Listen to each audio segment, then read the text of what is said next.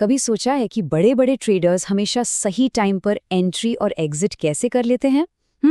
इसका राज छिपा है डिमांड और सप्लाई जोन्स में। आज के इस विश्लेषण में हम इसी प्रोफेशनल ट्रेडिंग कॉन्सेप्ट की गहराई में उतरेंगे और देखेंगे कि इंट्राडे ट्रेडिंग में इसे इस्तेमाल करके ट्रेडिंग को और बेहतर कैसे बनाया जा सकता है। चलिए शुरू करते हैं। तो सबसे पहला और सबसे बड़ा सवाल यही उठता है, ये जो बड़े इंस्टीट्यूशंस हैं जिन्हें हम स्मार्ट मनी भी कहते हैं, आखिर ये चार्ट पर कहाँ अपनी बाइंग या सेलिंग पोजीशंस बनाते हैं। देखिए, अगर ये समझ आ गया तो बाजार के बहाव के खिलाफ जाने की बजाय हम उसके साथ साथ चलकर मुनाफा कमा सकते हैं। आज की हमारी पूरी बातचीत इन 5 हिस्सों में बटी हुई है। हम एकदम बेसिक से शुरू करेंगे और एक पूरे ट्रेडिंग प्लान तक पहुंचेंगे। ये एक स्टेप बाय स्टेप गाइड की तरह है जो डिमांड और सप्लाई की पूरी तस्वीर साफ कर देगी। तो चलिए पहले कदम से शुरू करते हैं। इस सेक्शन में हम इन जोन्स के पीछे का जो मेन लॉजिक है उसे समझेंगे। आखिर ये डिमांड और सप्लाई जोन्स हैं क्या और ये बनते कैसे हैं? डिमांड जोन चार्ट पर बस वो जगह है जहां से प्राइस बहुत तेजी से ऊपर भागा था। इसे ऐसे समझिए जैसे ये एक होलसेल या थोक का भाव है। यहाँ पर बड़े इंस्टीट्यूशंस ने जमकर खरीदारी की थी और उनके कुछ ऑर्डर्स अब भी पेंडिंग हैं। तो होता क्या है कि जब प्राइस वापस इस जोन में आता है तो वो बचे हुए ऑर्डर्स कीमत को फिर से ऊपर की तरफ धकेल देते हैं। और सप्लाई जोन, वो इसका ठीक उल्टा है।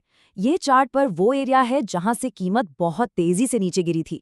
इसे एक रिटेल या खुदरा भाव समझ सकते हैं। यहाँ पर इंस्टीट्यूशंस ने भारी बिकवाली की थी और जब कीमत दोबारा यहाँ पहुँचती है तो वो फिर से बेचने के लिए तैयार बैठे होते हैं, जिससे कीमत नीचे गिरने लगती है।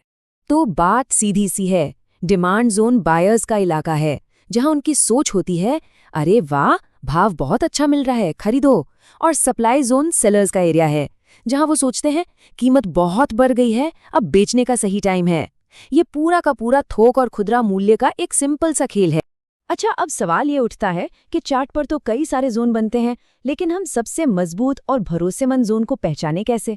चलिए अगले हिस्से पर चलते हैं और इसके कुछ नियम देखते हैं। एक पावरफुल जोन पहचानने के 3 सिंपल से नियम हैं। पहला, जोन बनाने वाली कैंडल बड़ी और विस्फोटक होनी चाहिए, मतलब जबरदस्त। दूसरा, कीमत को उस जोन से एक रॉकेट की तरह तेजी से बाहर निकलना चाहिए, ये एक बड़े इम्बैलेंस को दिखाता है। और तीसरा, उस मूव के दौरान वॉल्यूम काफी ज्यादा होना चाहिए जो ये कंफर्म करता है कि वहां स्मार्ट मनी एक्टिव। अब ये एक बहुत ही काम की बात है, फ्रेश और टेस्टेड जोन का फर्क। फ्रेश जोन वो है जहां कीमत बनने के बाद दोबारा लौटकर नहीं आई है, इसका मतलब वहां अभी भी बहुत सारे पेंडिंग ऑर्डर्स बाकी हैं।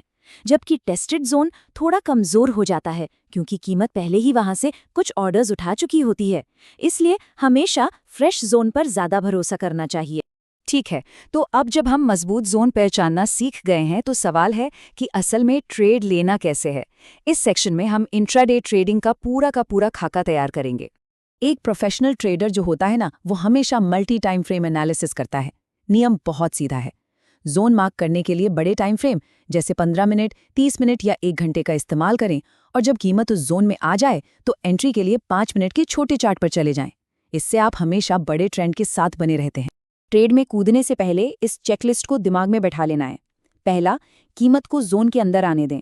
दूसरा, कोई कंफर्मेशन कैंडल बनने का इंतजार करें, जैसे कोई पिन बार या एक बुलिश बेरिश एनगल्फिंग पैटर्न। तीसरा, वॉल्यूम चेक करें। और चौथा, ये पक्का करें कि ट्रेड मार्केट के बड़े ट्रेंड की दिशा में ही है। देखिए, एक अच्छी एंट्री लेना तो सिर्फ आधी लड़ाई है, असली जीत तो रिस्क मैनेजमेंट से ही मिलती है। यही वो चीज़ है जो एक कामयाब ट्रेडर को भीड़ से अलग करती है। स्टॉप लॉस को हमेशा जोन के ठीक बाहर थोड़ा सा नीचे या ऊपर लगाना चाहिए।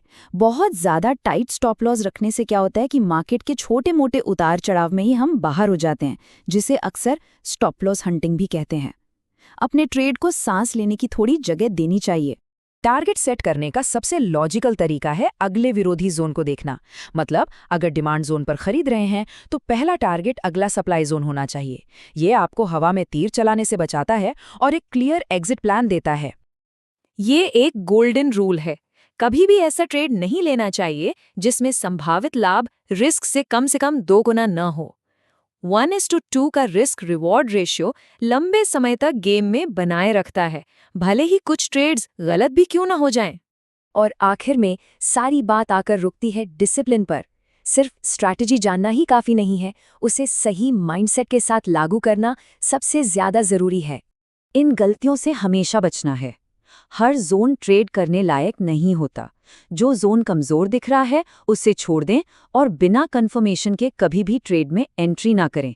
याद रखिए, धैर्य ही ट्रेडिंग में सबसे बड़ा हथियार है।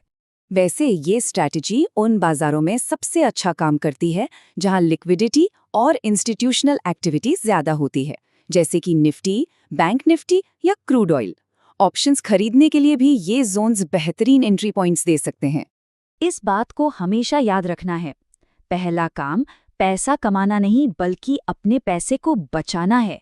अगर कैपिटल सुरक्षित है तो मौके तो हमेशा मिलते रहेंगे। ट्रेडिंग एक मैराथन की तरह है, 100 मीटर की रेस नहीं।